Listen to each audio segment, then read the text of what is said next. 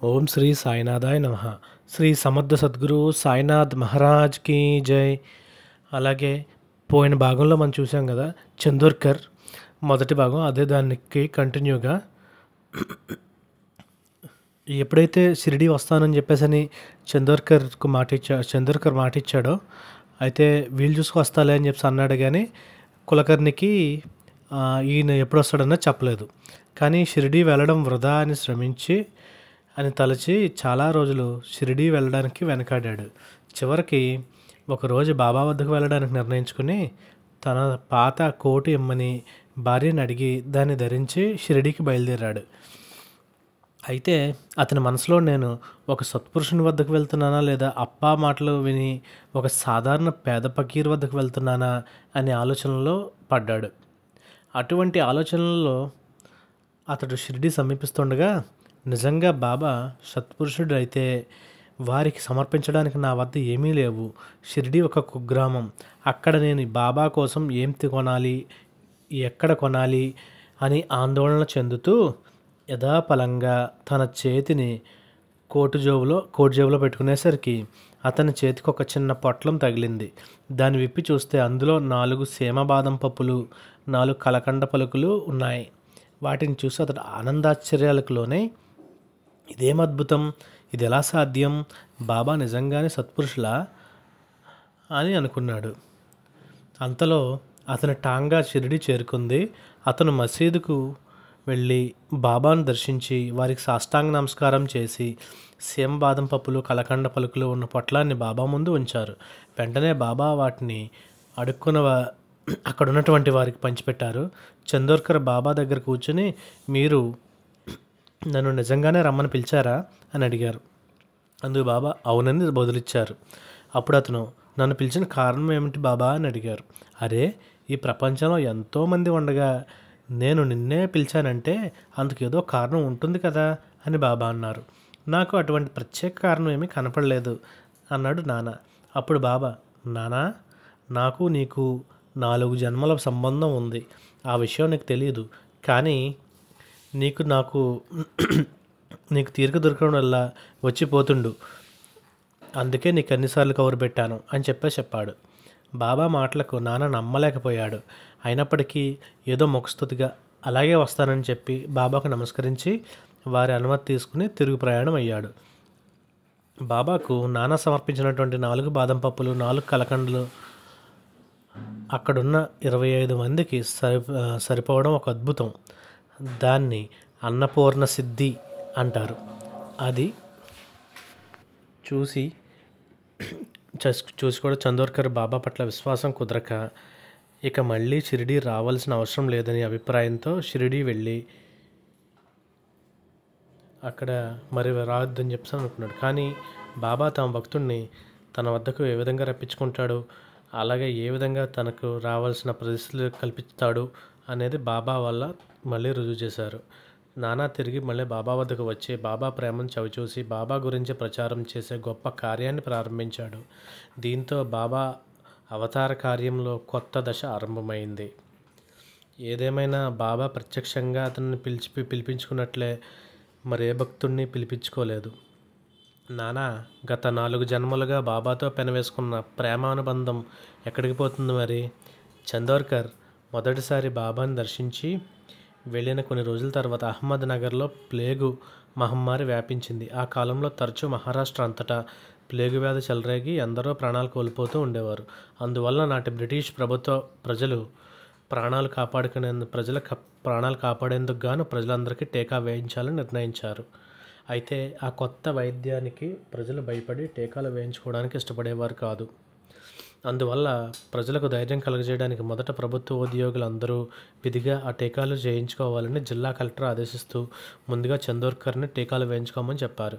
అధికారుల ఒత్తిడి తలవొగ్గి టీకా వేయించుకుంటే ఏ ప్రమాదం వాటిల్లుతుందో అనే భయంతో ఆ విషయంలో నిర్ణయం తీసుకోవడానికి 1 వారం రోజుల వ్యవధి కోరాడు చందోర్కర్. కానీ ఆ విషమ పరిస్థితి నుండి బయటపడడం ఎలాగో అర్థం కాక గందరగోళ స్థితిలో ఉన్న అతనికి బాబా జ్ఞప్తికి వచ్చారు. ఆలస్యం చేయకుండా వెంటనే తన బాబా వద్దకు వెళ్ళాడు.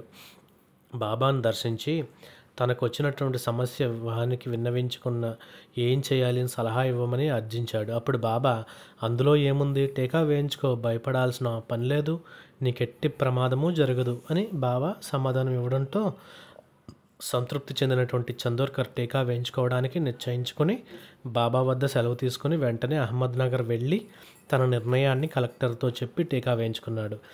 అతనికి ఏమీ కాకపోవడంతో కలెక్టర్ కార్యాలయంలో మిగిలిన ఉద్యోగులందరూ కూడా టీకా వేయించుకున్నారు. ఆ ప్రేరణతో తర్వాత దాదాపు 2-3 వేల మంది టీకాలు వేయించుకున్నారు. ఎవరికి ఎట్టి ఇబ్బంది కలగలేదు. కలెక్టర్ చాలా సంతోషించాడు. ఈ ఘటనతో చందోర్కర్కి బాబా సాధారణ ఫకీరు కాదని అర్థమైంది. ఆయనపై విశ్వాసం కుదిరి కొంచెం కొంచెంగా బాబా పట్ల భక్తి పెరగసాగింది. ఓం శ్రీ సాయినాథాయ నమః. శ్రీ సమర్థ సద్గురు సాయినాథ్ మహారాజ్ కీ జై. ఓం శ్రీ సాయినాథాయ నమః. శ్రీ సమర్థ సద్గురు సాయినాథ్ మహారాజ్ కీ జై. అలాగే బాబా సమకాలీన భక్తుల్లో ఒకరైనటువంటి నానాసాహెబ్ డెంగ్లే ఈయన కథ గురించి మనం తెలుసుకుందాం. నీల్గావ్ నివాసిస్తున్నటువంటి త్రయంబక్ డెంగ్లే ఆ గ్రామ జాగీర్దారుగా ఉండేవారు. అతని మనవలు బాబాసాహెబ్ డెంగ్లే మరియు నానాసాహెబ్ డెంగ్లేలు బాబాకు పరమ భక్తులు. బాబాకు కూడా బాబాసాహెబ్ డెంగ్లే అంటే చాలా ఇష్టం. బాబా తరచూ షిరిడీకి 3 కిలోమీటర్ల దూరంలో ఉన్న నీల్గావ్లో డెంగ్లే ఇంటికి వెళ్తూ ఉండేవారు. ఆ రోజంతా అతనితో మాట్లాడుతూ గడిపేవారు. వాళ్ళు వేప చెట్టు కింద కూర్చుని కబుర్లు చెప్పుకునేవారు. తరువాత బాబా ప్రధాన రహదారి మీదుగా నడుచుకుంటూ షిరిడీ తిరిగి వచ్చి ద్వారకామాయికి చేరుకునేవారు. బాబాసాహెబ్ డెంగ్లే కనిష్ట కుమారుడు నానాసాహెబ్ డెంగ్లే. అతనికి మగ సంతానం లేనందున ఎప్పుడూ చింతాగ్రస్తుడై ఉండేవారు. మొదటి భార్యకు పిల్లలు పుట్టే అవకాశం చాలా తక్కువగా ఉన్నందున అతడు 2వ వివాహం చేసుకున్నాడు. కానీ విధి వెక్కిరించింది. 2వ వివాహం చేసుకున్నా కూడా అతనికి పుత్రుడు జన్మించలేదు. అప్పుడు బాబాసాహెబ్ డెంగ్లే తన సోదరుణ్ణి శ్రీ సాయిబాబాను దర్శించమని పంపాడు. సాయిబాబా అనుగ్రహం ఆశీర్వాదం వల్ల అతనికి ఒక పుత్రుడు జన్మించాడు. అంతటితో అతడు కూడా సాయిబాబా భక్తుడై ఆయనకు ఎంతగానో ప్రేమిస్తూ ఉండేవాడు. నానాసాహెబ్ డెంగ్లే అహ్మద్నగర్లోని ప్రభుత్వ వర్గాల్లో చాలా సన్నిహిత సంబంధాలు కలిగి ఉండేవి. అధికారులందరి వద్ద అతనికి గొప్ప పలుకుబడి ఉండేది. వాళ్ళలో చిదంబర్ కేశవ్ గాడ్గిల్ అని అతను అహ్మద్నగర్ జిల్లా కలెక్టర్ దగ్గర సెక్రటరీగా పనిచేసేవారు. ఒకసారి నానాసాహెబ్ అతనికి, మీరు మీ భార్య పిల్లలు స్నేహితులతో కలిసి షిరిడీ వచ్చి సాయిబాబా దర్శనం చేసుకోండి, ఆయన దర్శనంతో శ్రేయోదాయకమైనది అని లేఖ రాశారు. ఆ లేఖ అందుకున్నటువంటి చిదంబర్ కేశవ్ షిరిడీ వెళ్ళి బాబా దర్శనంతో భరితుడయ్యారు. అప్పటి నుండి అతను బాబాకు అంకితం భక్తుడయ్యాడు. ఈ విధంగా బాబా కీర్తి నలుదిశలా వ్యాప్తి చెందడం మొదలై అలాగే అహ్మద్నగర్ అక్కడ చుట్టుపక్కల ప్రాంతాల నుండి జనులు తండోపతండాలుగా బాబాను దర్శించడం కోసం షిరిడీ రాసాగారు. దీనితో రోజురోజుకి భక్తుల సంఖ్య అంతకంతకు పెరగసాగింది. ఒకరోజు బాబాసాహెబ్ డెంగ్లే పొలంలో పనులు చేసుకుంటున్నాడు. ఒక కూలి మనిషి తన పసిబిడ్డను ఒక చెట్టు కింద నిద్రపుచ్చి పనిచేస్తుంది. అకస్మాత్తుగా వర్షం ఆరంభమయ్యేసరికి అందరూ పక్కనున్న పాకలోకి తిరిగి పరుగులేశారు. వెంటనే ఆ తల్లి కూడా తన బిడ్డకు గుర్తు వచ్చి పరుగున వెళ్ళేసరికి బిడ్డ పక్కనే బాబా నిలబడి కాపలా కాస్తున్నారు. బాబా ఆమెను చూస్తూనే బిడ్డ సంగతి మర్చిపోయినందుకు మందలించారు. ఆ తల్లి ఆత్రంగా బిడ్డనెత్తుకుని వచ్చేలాగా బాబా అదృశ్యమయ్యారు. తరువాత విచారిస్తే ఆ సమయంలో బాబా షిరిడీలోనే ఉన్నారని తెలిసింది.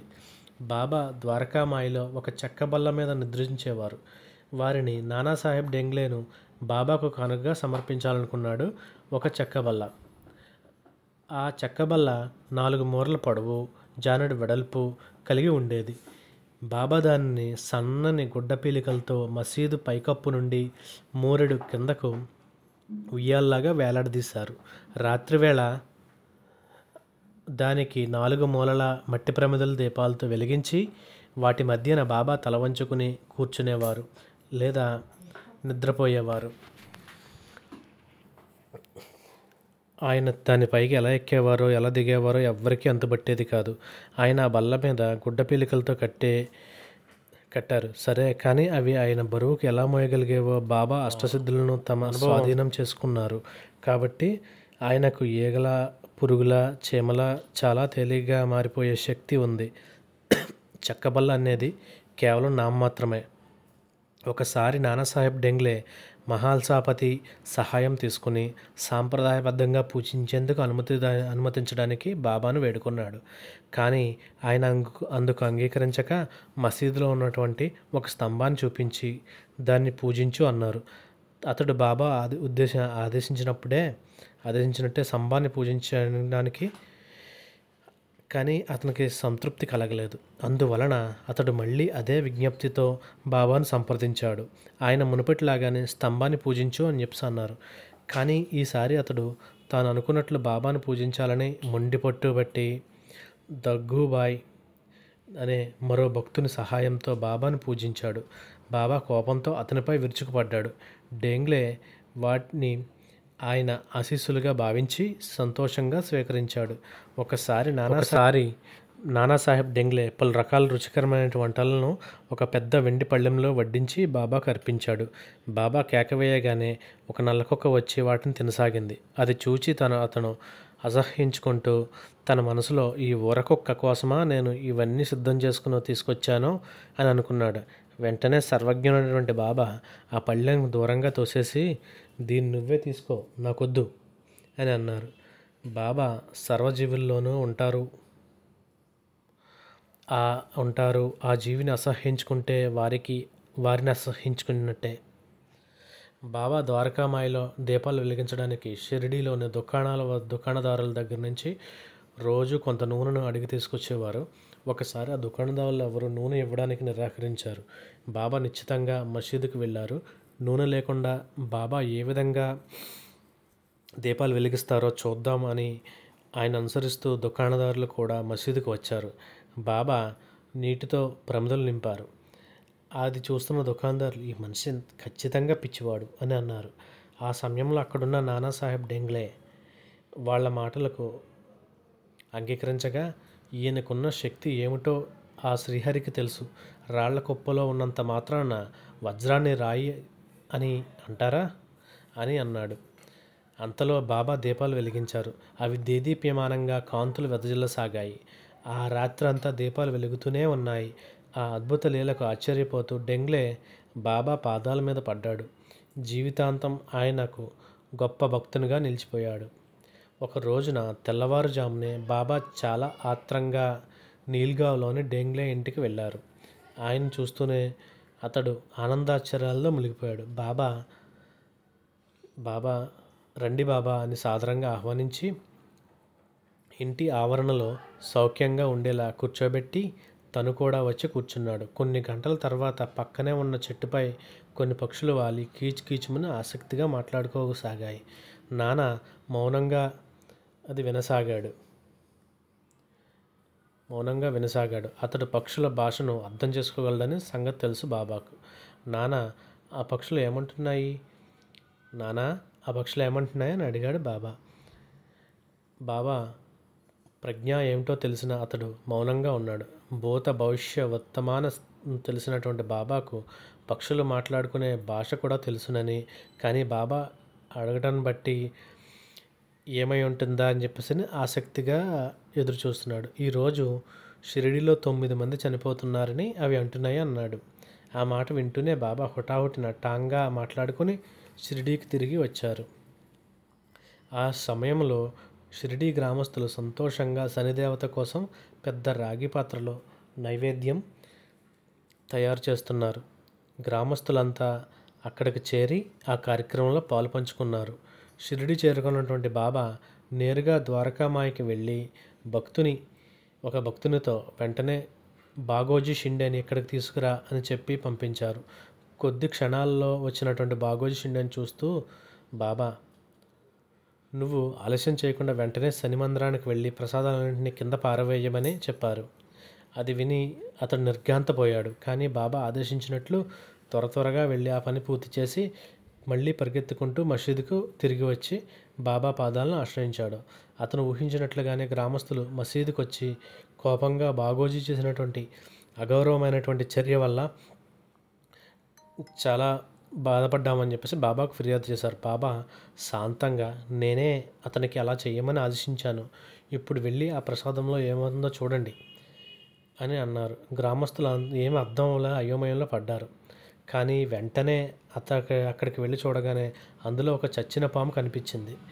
భయకంపితులైనటువంటి వాళ్ళు తిరిగి ద్వారకామాయకి వచ్చి బాబా ముందు మోకరిల్లి పెద్ద విపత్తు నుండి తమను రక్షించినందుకు బాబాకు కృతజ్ఞతలు తెలుపుకున్నారు. షిరిడీ వాస్తవ్యులైనటువంటి మార్తాండ్ అనే దర్జీ ఒకప్పుడు అనారోగ్యంతో చాలా బాధపడుతూ ఉండేవాడు. అట్టి స్థితిలో అతన్ని చూసుకోవడానికి ఎవ్వరూ లేరు. బాబా లెండికి వెళ్తూ దారిలో నిస్సహాయతతో ఉన్నటువంటి ఆయన చూసి, నువ్వు నీల్గ్రామ్లోని నానాసాహెబ్ డెంగ్లే వద్దకు వెళ్ళు, అతడు నిన్ను ఆదరిస్తాడు అని చెప్పారు. దీనితో అతడు నీంగావ్ వెళ్ళి డెంగ్లేని కలిశాడు. డెంగ్లే అతనితో, బాబా నాకు కల్లో కనిపించి నిన్ను నా వద్దకు పంపుతున్నా అని చెప్పారు. నిన్ను మా ఇంట్లో ఉంచుకుని ఎటువంటి ఇబ్బంది లేకుండా సొంత మనిషిలా చూసుకోమని చెప్పారు. కాబట్టి ఇది నీ ఇల్లు అనుకొని కావలసిన నిస్సంకోచంగా అడిగి అని చెప్పారు. అక్కడ మెరుగైనటువంటి వైద్యాన్ని పొందినటువంటి తర్వాత మార్తాండ్ పూర్తిగా కోలుకున్నారు. తిరిగి షిరిడీ వచ్చి బాబా కృతజ్ఞతలు తెలుపుకొని ఆయన సర్వస్వ శరణాగతి చెందాడు. ఆయన నీడలో ఆహ్లాదకరమైనటువంటి జీవితాన్ని గడిపి చివరికి విముక్తి పొందాడు.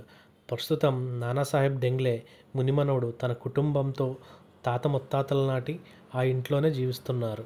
తమ ఇంటి ప్రక్కనే ఉన్నటువంటి ఖాళీ స్థలంలో శ్రీ సాయిబాబా మందిరాన్ని కూడా ఒకటి నిర్మించుకున్నారు. ఓం శ్రీ సాయినాథాయ నమః. శ్రీ సమర్థ సద్గురు సాయినాథ్ మహారాజ్ కీ జై. ఓం శ్రీ సమర్థ సద్గురు సాయినాథ్ మహారాజ్ కీ జై. అలాగే బాబా సమకాలీనటువంటి భక్తుల్లో ఒకరైనటువంటి బాబూజీ, ఈయన యొక్క కథ కోసం చూసుకుందాం. ప్రసిద్ధ సంగీత కళాకారులైనటువంటి నాన్హే బాబూజీ 1911 జనవరి 5వ తేదీన రాజస్థాన్లోని జైపూర్ జిల్లాలోని సింగ్ అనే చిన్న గ్రామంలో గొప్ప సంగీత కళాకారుల కుటుంబంలో జన్మించారు. నాన్హేకి 2 సంవత్సరాల వయసు ఉన్నప్పుడు తండ్రి ఠాకూర్ ప్యారేలాల్ మరణించారు. దీంతో నాన్సే ముంబైలో సంగీత కళాకారుడైనటువంటి తన మావయ్య అమృత్లాల్ గంగారావు దగ్గర పెరిగి పెద్దవాడయ్యారు. తనకి 12 సంవత్సరాల వయసు వచ్చాక తన మావయ్య తనకు గురువయ్యారు. నాన్హే బాబూజీ 7 సంవత్సరాల వయసు ఉన్నప్పుడు తన మావయ్యతో కలిసి షిరిడీ యాత్రకు వెళ్ళాడు. చిన్నపిల్లవాడైనటువంటి నాన్హే ద్వారకామాయి బయట ఒక చిన్న కుక్కపిల్లను చూసి దాంతో ఆడుకోవడం మొదలుపెట్టాడు. అతని మామయ్య బాబాకు మధ్యాహ్న ఆరతి ఇచ్చే సమయం కావడంతో సభా మండపంలో కూర్చున్నాడు. అక్కడి నుండి బయట కుక్కపిల్లతో ఆడుకుంటున్న పిల్లవాడిని చూసి అతడు కోపంతో వచ్చి కర్రతో కొట్టాడు. పిల్లవాడు గట్టిగా ఏడ్చుకుంటూ ద్వారకామాయిలోకి వెళ్ళాడు. అక్కడున్న భక్తులు అతన్ని ఓదార్చే ప్రయత్నం చేశారు, కానీ ప్రయోజనం లేకపోయింది. అంతలో బాబా భక్తులతో ఆ పిల్లవాడిని తమ వద్దకు తీసుకుని రమ్మని చెప్పారు. వాళ్ళు తీసుకుని వెళ్ళగా బాబా పిల్లవాడిని తమ పక్కనే కూర్చోబెట్టుకున్నారు. తరువాత అతనికి మావయ్యను పిలిచి పరుషంగా, చేతిలో కర్ర పట్టుకుని నా దగ్గరికి ఎందుకు వచ్చావు? ఇంకెప్పుడు ఈ పిల్లవాడిని కొట్టకు. ఈ నాన్హే బాబూజీ ఒకరోజు గొప్ప సంగీత కళాకారుడు, గాయకుడు అవుతాడు అని అన్నారు. వాళ్ళు షిరిడీలో 3 నెలల పాటు గడిపారు. ప్రతిరోజు వాళ్ళ బాబా దర్శనాని కోసం వెళ్ళినప్పుడు బాబా నాన్హేకి 3 పైసలు ఇచ్చేవారు. పిల్లవాడు ఆ పైసలతో 1 పైసా వేరుశనగలు, 1 పైసా బెల్లం కొనుక్కొని ఇష్టంగా తినేవాడు. బాబా పిల్లవాడిని తన దగ్గర కూర్చోబెట్టుకుని తనకు సమర్పించినటువంటి పండ్లు, పేడాలు తనకిస్తూ ఉండేవారు. నాన్హే బాబా నుదుటి మీద గంధం పూయడం చూశాడు. నాన్హే తెలివైన విద్యార్థి. తన హిందీ మీడియంలో మెట్రికులేషన్ పూర్తి చేశాడు. ఆధునిక సంగీతాన్ని కూడా అధ్యయనం చేశాడు. బాబా ఆశీర్వాదం ఇచ్చినట్లుగానే అతడు మంచి గాయకుడు మరియు హార్మోనియం వాయించడంలో విద్వాంసుడయ్యాడు. కాశ్మీర్ రాజు అయినటువంటి మాన్సింగ్ రామ్గఢ్ రాజు తరచూ అతనికి కచేరీ చేయించమని ఆహ్వానం పంపుతూ ఉండేవారు. భారతదేశం అంతా అతనెక్కడో ఎన్నో కచేరీలు చేసి ప్రశంసలు అందుకున్నాడు. అతడు బీదర్లోని శ్రీ గురు సంగీత విద్యాలయంలో పేరిట ఒక సంగీత పాఠశాలను స్థాపించి తన జీవితాన్ని సంగీతానికి అంకితం చేశారు. నాన్హే బాబూజీ తరచూ బాబా అనుగ్రహం వల్లనే నేను ఇవన్నీ సాధించగలిగాను. ఈ గౌరవం అంతా బాబాకే దక్కుతుంది కానీ నాకు కాదు అంటూ ఉండేవాడు. ఓం శ్రీ సాయినాథాయ నమః. శ్రీ సమర్థ సద్గురు సాయినాథ్ మహారాజ్ కీ జై. ఓం శ్రీ సమర్థ సద్గురు సాయినాథ్ మహారాజ్ కీ జై. అలాగే శ్రీ సచ్చిదానంద సద్గురు సాయినాథ్ మహారాజ్ శ్రద్ధ సబూరి ఈ రెండిట్ల కోసం ఏ విధంగా వివరించారనేది మనం ఈ కథలో తెలుసుకుందాం. పూనాలోని సర్వగేట్ వద్ద ఉన్నటువంటి శ్రీ సద్గురు సాయినాథ్ కృపా మంటపం చాలా ప్రసిద్ధిగాంచింది. ఈ మందిరాన్ని నారాయణ్ దత్తాత్రేయ అలియాస్ బాపు సాహెబ్ డి లోంబార్ 1954 సంవత్సరంలో నిర్మించారు. మందిరం కట్టాలన్న ఆయన కోరికకు బాబా ఎలా నెరవేర్చారు, ఆ ప్రదేశంలో మందిరం నిర్మించడానికి బాబా ఎలా ఆదేశించారు, నిర్మాణాన్ని ఎలా నడిపించారు అనే వివరాలు ఇప్పుడు మనం తెలుసుకుందాం. బాపు సాహెబ్ 1907 సంవత్సరంలో కొల్హాపూర్ దగ్గర ఉన్నటువంటి నిపనీలో జన్మించారు. అతని తల్లిదండ్రులు దత్తాత్రేయుణ్ణి, తుల్జా భవానీ దేవతలను ఆరాధించేవారు.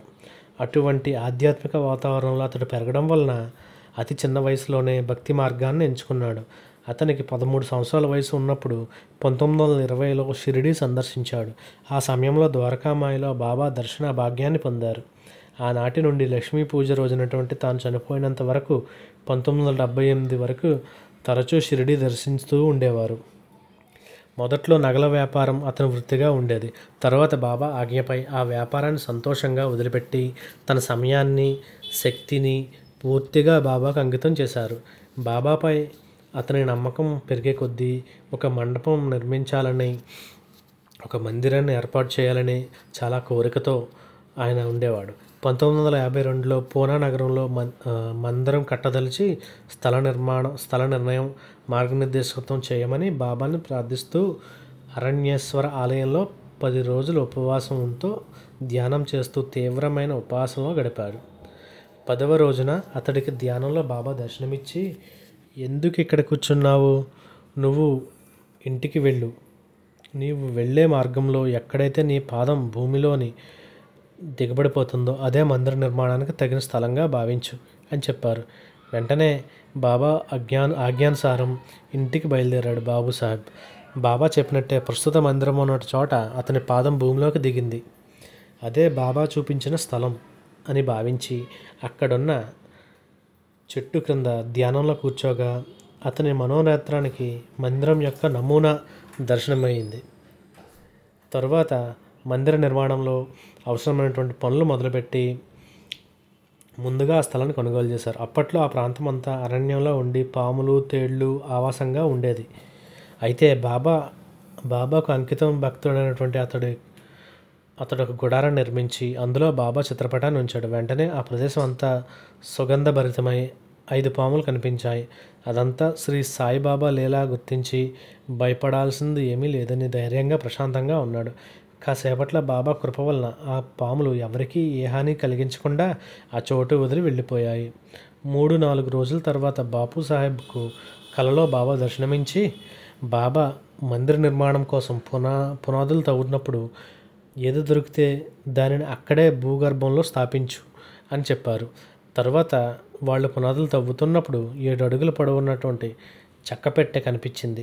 అది తెరిచి చూసిన బాపు సాహెబ్ ఆశ్చర్యపోయాడు. అందులో ఒక అస్థిపంజరం, దాని మొలలో కౌపీనంగా కాషాయ వస్త్రము ఉన్నాయి. వాటిని ఏం చేయాలో అర్థం కాలేదు. బాగా ఆలోచించి వాటిని నదిలో విడువదలచి ఒక గోనెలో కట్టి పక్కన ఉంచారు. కొద్దిసేపట్లో ఒక పాము వచ్చి దానిపై కూర్చుని ఎవరినీ దగ్గర రానివ్వలేదు. సాయి చెప్పిన మాటలు గుర్తుకు వచ్చి బాబా చెప్పింది వాటిని గురించే అని గ్రహించి ఆయన ఆజ్ఞ ప్రకారమే చేస్తానని చెప్పుకోగానే ఆ పాము అక్కడి నుంచి వెళ్ళిపోయింది.